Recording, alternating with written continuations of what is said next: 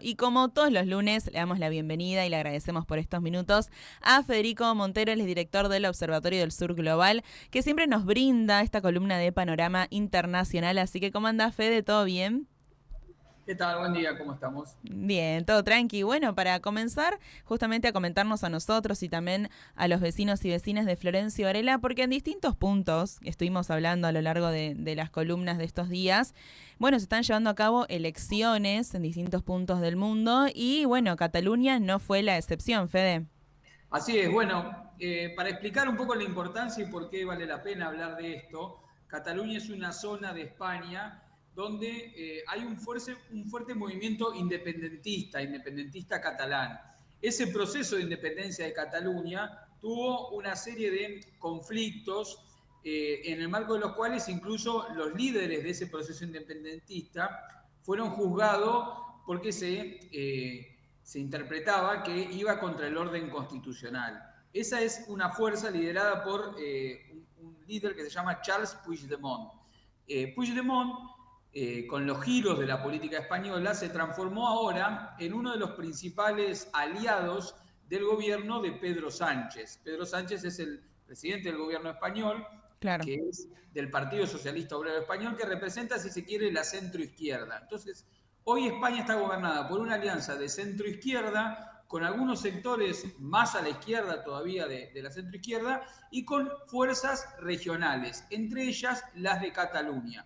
Por eso era importante lo que sucedió este fin de semana en las elecciones catalanas. La sorpresa es Sí. que triunfó el Partido Socialista Obrero Español en Cataluña, desplazando a la fuerza local de ese lugar, Izquierda Republicana. En segundo lugar se ubica justamente la fuerza liderada por Charles Puigdemont, Junts por Cataluña, y luego se ubica la derecha, tanto de Vox, que es una fuerza de extrema derecha, podemos hacer una mención aparte, fuerza política de extrema derecha a la que el presidente Milei anunció una Claro. próxima visita en los próximos días, y luego el Partido Popular, que sería la centro derecha en España. ¿Qué tiene de novedosa esta situación? Que ahora hay que ver si la alianza que construyó el Partido Socialista Obrero Español a nivel nacional para poder reelegir a Pedro Sánchez como presidente Sí. del gobierno se logra mantener o si va a haber un cambio en Cataluña, lo cual obviamente tendría implicancias a nivel del gobierno de Pedro Sánchez, que viene de atravesar una crisis política, como estuvimos Sí. charlando semanas pasadas, función de distintas situaciones. La última de ellas, cuando se tomó 5 días luego de las amenazas contra su esposa por parte de la derecha y de los medios españoles, que decidió retomar el rumbo político de su gobierno. Así que es clave el resultado en Cataluña, se fortalece el Partido Socialista Obrero Español y hay que ver si el mismo esquema de alianza que funciona a nivel nacional se van a mantener una vez que se agrupen los representantes legislativos, porque recordemos en Cataluña hay un gobierno que se votan representantes que luego a su vez votan al jefe de gobierno, o si Claro. hay un cambio de esa alianza y las implicancias que eso podría tener en la política nacional española. Y hablando de Europa, tenemos que mencionar sí o sí, Fede, justamente la visita del presidente de China a distintas zonas de Europa. Bueno, es una visita muy importante Sí. en términos políticos porque hacía más de 5 años que el presidente chino no visitaba Europa. Y visita Europa atravesada por una crisis que tiene, si se quiere, dos dimensiones. Una dimensión en lo geopolítico y militar. Europa occidental está apoyando de una manera muy firme a Ucrania en el conflicto con Rusia. Como contrapartida, suele afirmarse que China está apoyando de una manera indirecta a Rusia, no está participando con armas, no está participando apoyando, digamos, lo que fue la invasión rusa en territorio ucraniano, Claro. pero sí tiene una fuerte imbricación económica entre Rusia y China, derivada sobre todo de las sanciones económicas que Rusia sufrió después de la invasión a Ucrania. Todas las conexiones económicas que Rusia tenía con Europa Occidental y con Estados Unidos son producto de un embargo, entonces eso hizo que naturalmente Rusia tuviera que girar hacia relacionarse más con China, y es esa China la que visita Europa. Visitó 3 países dentro de Europa. El Sí, primero de ellos, Francia, es un país que está llevando, digamos, la voz cantante en Europa para oponerse a Ucrania. Ha tenido un giro nacionalista el presidente Macron, tanto en la política en relación a Ucrania como la política exterior en general de ese país. Fue importante ese encuentro como para medir un poco la temperatura y la situación en la que estaban, y luego visitó 2 países de Europa del Este, sí. Rumania y Hungría. Hungría es muy importante, aunque no lo conozcamos mucho. Su presidente, Víctor Orbán, es también un líder de un nacionalismo de derecha, si se quiere. Es una persona cercana, por ejemplo, al presidente Milei de Argentina. De hecho, Orbán estuvo presente acá en la asunción de Milei. Sí. Representa un país satelital a la Europa occidental, liderada por Francia y Alemania, pero que tiene fuertes vínculos en materia económica y en materia energética entre Asia y el sector de Europa del Este. Así que una visita que lo que se vio en esa visita de Xi Jinping fue una Europa en crisis, y si se quiere, Xi Jinping lo que hizo fue aprovechar esa crisis para construir una agenda que mostrara la separación entre Europa occidental y los países de Europa del Este. Mencionaste a Rusia, justamente, Fede, y no podemos ignorar lo que se conmemoró el 9 de mayo, que fue el Día de la Victoria. Sí, así es. Todos los 9 de mayo se Sí, recuerda la victoria del ejército rojo, que era el ejército de la Unión Soviética, contra los alemanes liderados por Hitler en la Alemania nazi.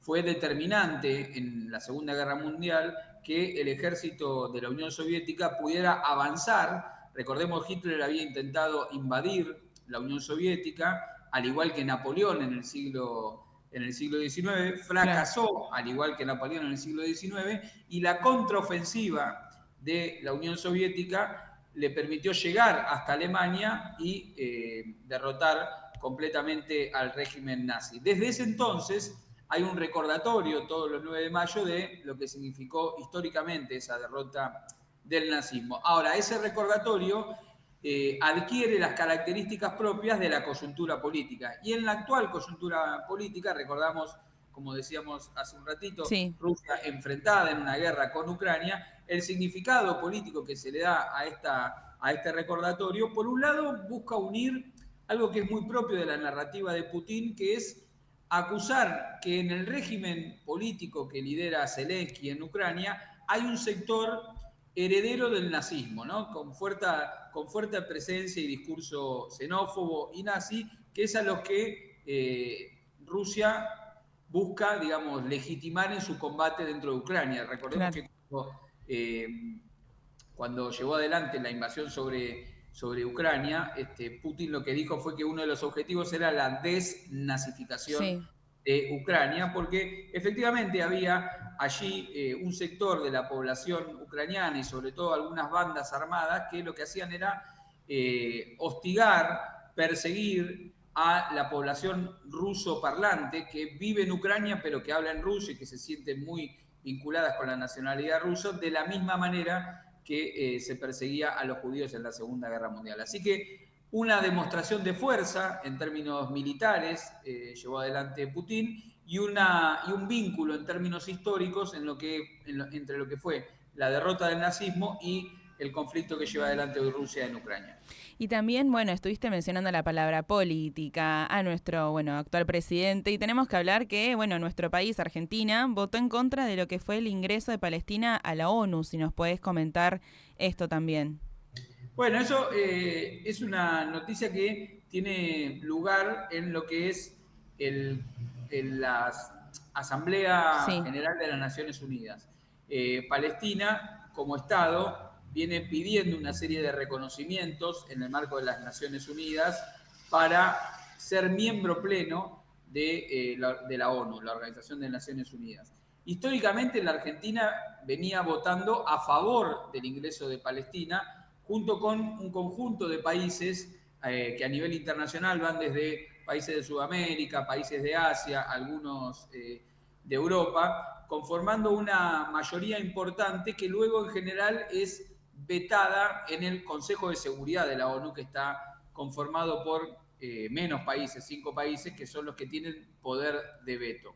Acá lo notable es que hay un cambio muy importante en la conducta de Argentina Sí. en la Asamblea de Naciones Unidas. De hecho, fue el único país latinoamericano en votar en contra de la resolución que establecía a Palestina como miembro pleno de Naciones Unidas. Y esto lo podemos interpretar, digamos, en 2 dimensiones. Una primera dimensión es el claro alineamiento que el presidente Milei decidió que la Argentina tenía que tener respecto de la política exterior norteamericana y la política exterior de Israel, que obviamente se opone al reconocimiento de Palestina en la Organización de Naciones Unidas, pero las consecuencias de esto pueden ir mucho más allá de eso, porque cuando uno construye alianzas en un ámbito como las Naciones Unidas, en lo que se llama el multilateralismo, que son los espacios de negociación diplomática, cuando uno apoya ciertas causas, construye una solidaridad que luego le permite que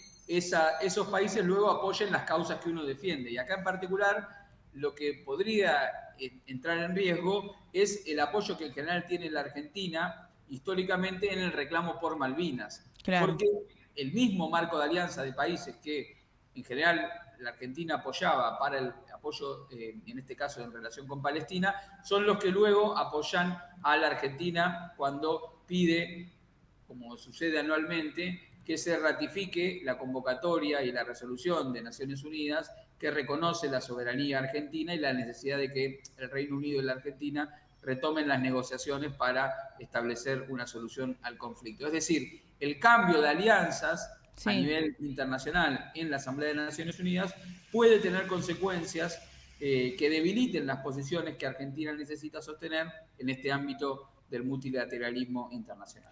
Fede, como siempre, excelente y te agradecemos mucho por estos minutos y por explicarnos también de una manera fácil de entender, tanto para nosotros como también para los vecinos y vecinas, todo lo que está sucediendo a nivel internacional, que es muy importante. Así que bueno, muchas gracias otra vez por este panorama e invitamos a los vecinos a que sigan e ingresen justamente a la página de Observatorio del Sur Global. Muchas gracias, Fede, por estos minutos. Bueno, nos vemos el lunes que viene. Dale, chau, chau. Esto fue entonces Panorama Internacional con Federico Montero acá en el